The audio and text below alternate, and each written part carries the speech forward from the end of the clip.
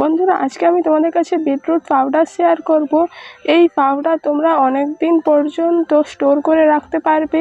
যখন বিটরুট পাওয়া যাবে না, এই পাউডার তোমরা ফুড কালার হিসেবেও ব্যবহার করতে পারবে, কিংবা ফেস প্যাক হিসেবেও কিন্তু এই পাউডার ব্যবহার করতে পারবে।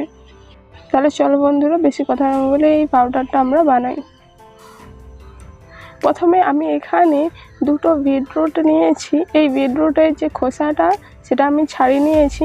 এইবার একটি গ্রেটারের সাহায্যে এই থালার মধ্যে এটা গ্রেট করে নেব। এভাবে আস্তে আস্তে করে গ্রেটারের সাহায্যে ভালোভাবে কিন্তু এটা গ্রেট করে নিতে হবে।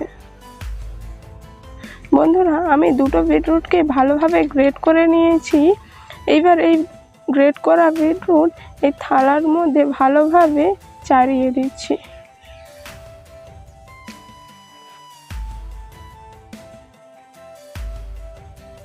এই বিটরুট আমি শুকনো করে নেব। তোমরা এটাকে ফ্যানের নিচে রেখেও কিন্তু শুকনো করে নিতে পারো, কিংবা এটা রোদে রেখেও শুকনো করে নিতে পারো।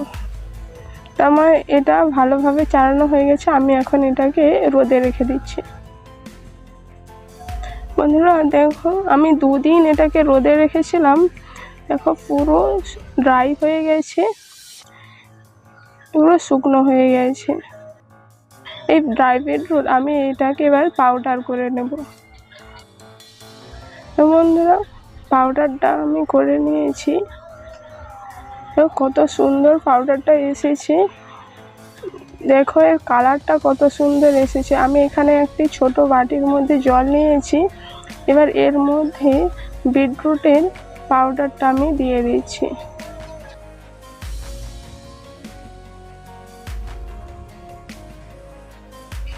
দেখো, এটা কিছুক্ষণ রেখে দিলে 10 মিনিট কিংবা 15 মিনিট মতো রেখে দিলে এই কালারটা ভালোভাবে জলের মধ্যে চলে আসবে।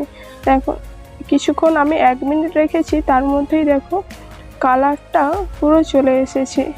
এটাকে মিনিমাম 10 থেকে 15 মিনিট রাখতে হবে, তারপরেই তোমরা এটাকে ব্যবহার করতে পারবে।